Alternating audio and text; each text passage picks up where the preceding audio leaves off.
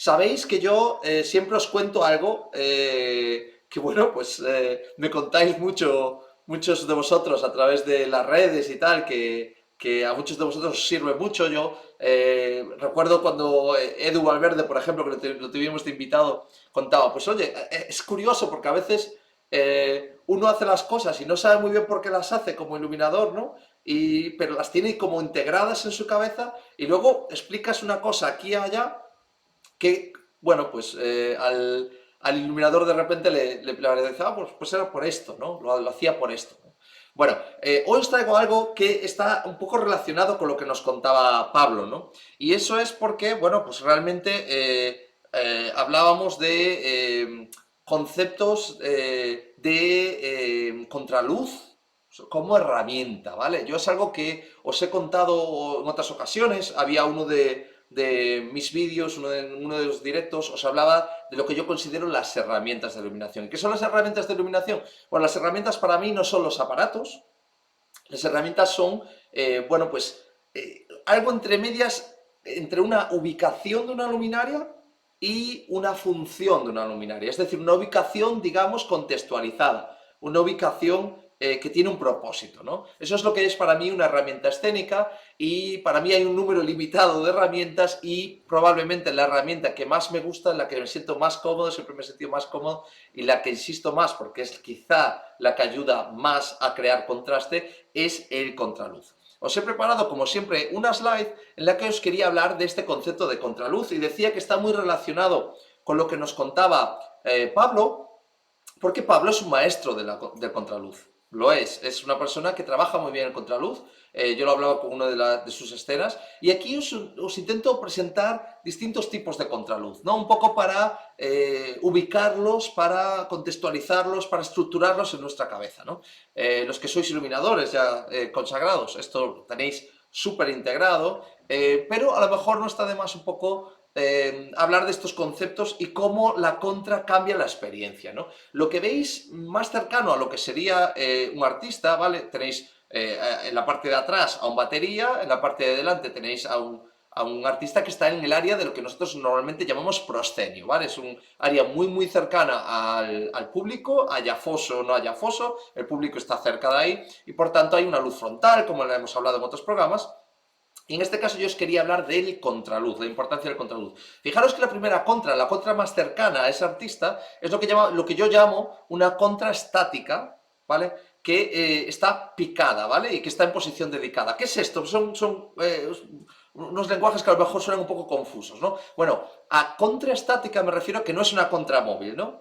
Lo que hemos hablado hoy con Pablo eran contras móviles, cabezas móviles que se mueven, que unas veces están haciendo la contra desde cierto lado y otras veces cambian la contra a otra posición.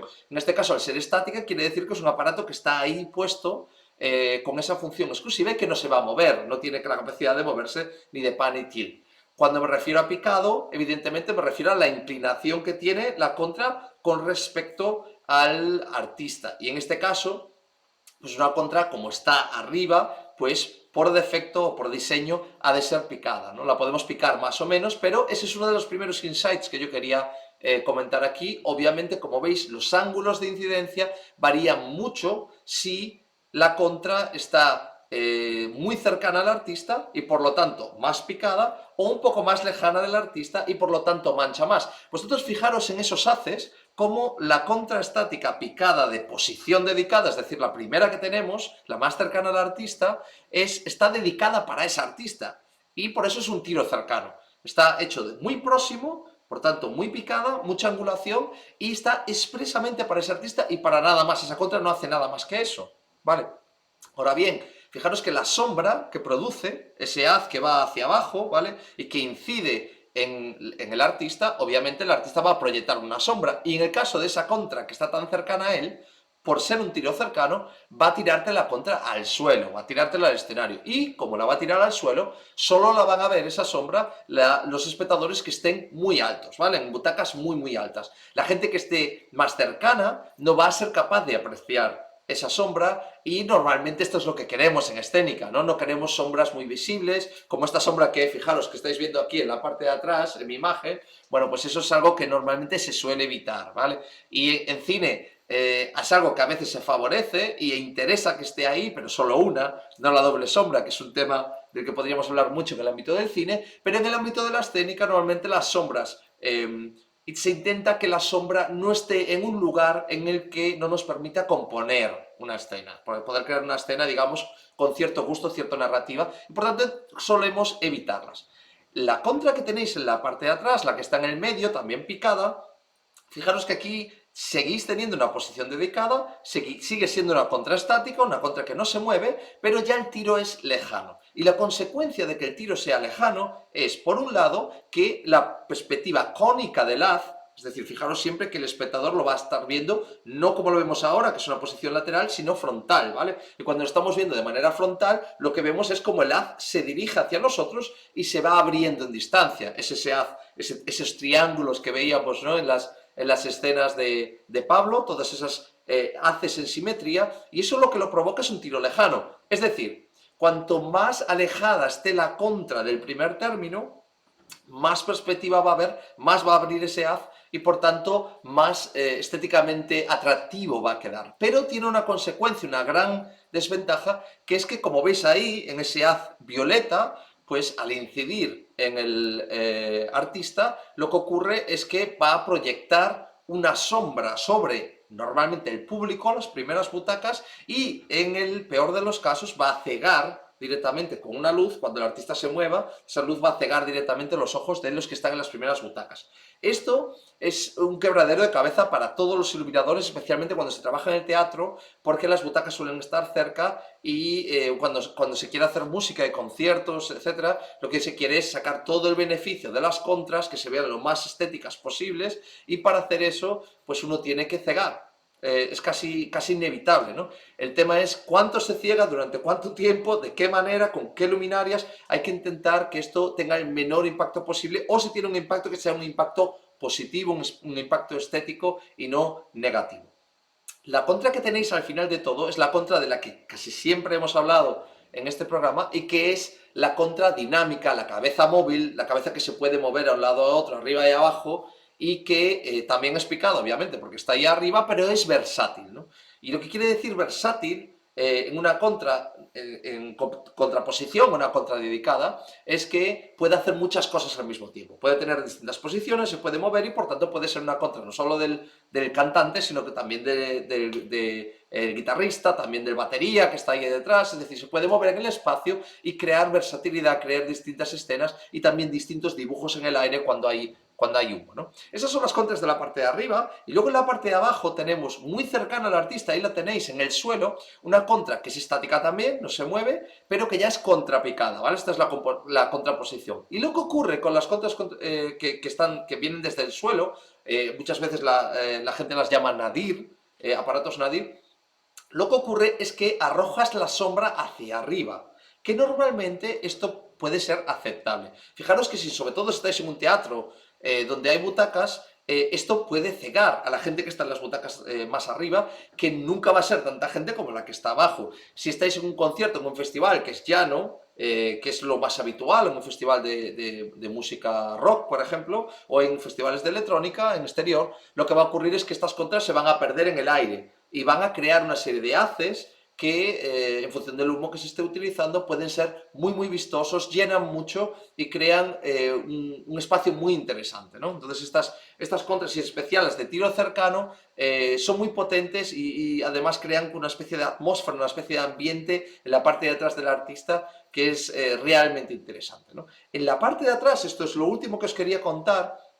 Fijaros que tenéis una contra que yo la llamo integrada. ¿Por qué es una contra integrada? Bueno, pues que es una contra que viene de una pantalla LED que tenéis ahí, ¿vale? Tenéis un tótem, eso puede ser una pantalla LED, imaginaros también una barra, ¿vale? Integrada en un tótem, en un truss que está mirando en la parte de arriba, o incluso dentro de una escenografía, y a eso me refiero con una contra integrada, es decir, cumple una función de contraluz. Está viniendo desde atrás del artista, pero al mismo tiempo está creando una historia por sí misma, una narrativa en sí misma, y por eso es híbrida, ¿no? Cumple dos funciones. Además de que, como está directa, y por tanto está cegando al público, está eliminando directamente al público, lo que va a hacer es una contradoble, ¿no? Va a hacer una contra de todos los artistas que están en escena, y en este caso los que están en el campo más cercano, que sería la batería, y los que están en el campo más lejano, que en este caso sería el artista. Vemos que yo ahí hablo como de un especial dedicado, porque al final esa contra aposta, esa contra integrada, está muy cercana a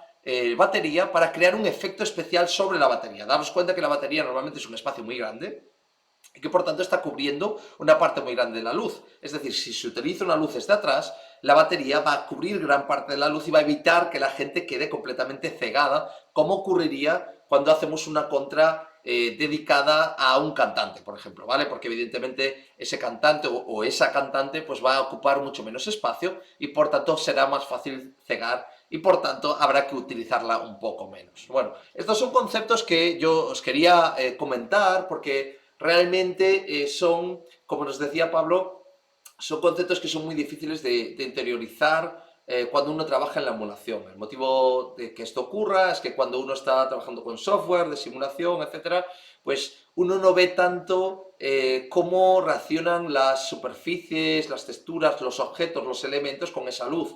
Lo que ve más es esos haces y cómo se distribuyen los haces, y tiene cierta complejidad conseguir una reproducción exacta de los materiales que va a haber en escena, y además, en el caso de la música, hay que tener en cuenta que esto no es un muñeco, ¿no? Sino que los artistas se están moviendo en el espacio, son dinámicos y por tanto las luces tienen que responder a todos esos cambios, y por tanto es muy difícil interiorizar desde un ordenador o desde un ámbito más académico, de enseñanza, es muy difícil interiorizar cómo funcionan las contras realmente y cuál es la gran diferencia entre tener una contra de campo cercano y una campo lejano, ¿no?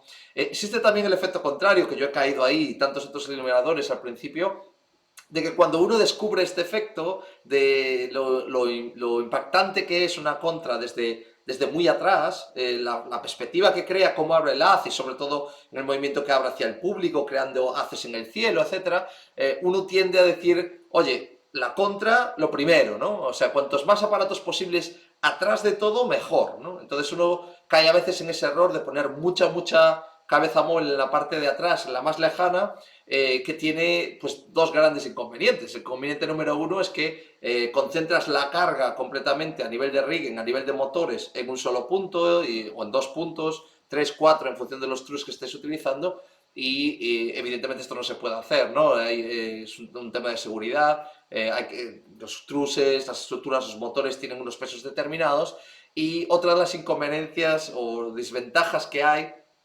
inconvenientes, perdón, es bueno, pues el tener situaciones en las que no hay volumen y no hay capas, ¿no? Es decir, que uno no es capaz de ver realmente dónde está, si un artista está cerca del escenario o está en la parte de atrás, cómo se mueve en el espacio, porque al final tienes espacios planos. Es verdad que creas perspectiva con una contra muy lejana, pero teniendo contra y teniendo frontal no tienes nada entre medias y por tanto todo se aplasta, ¿no? Ocurre lo mismo que cuando tienes un teleobjetivo en cámara, las cosas se pegan y entonces es muy difícil, sobre todo desde la distancia, para el público apreciar zonas, apreciar volúmenes, apreciar distancias, que es algo que empobrece mucho el show, ¿no? Y por eso es interesante pues usar a veces calles o usar volúmenes más cenitales, ¿vale? Con las cabezas móviles, bueno, tener más recursos para que tus contras estén exactamente donde tienen que estar y que no jueguen en tu contra, precisamente valga la redundancia, sino a tu favor, ¿vale? Contraluces que jueguen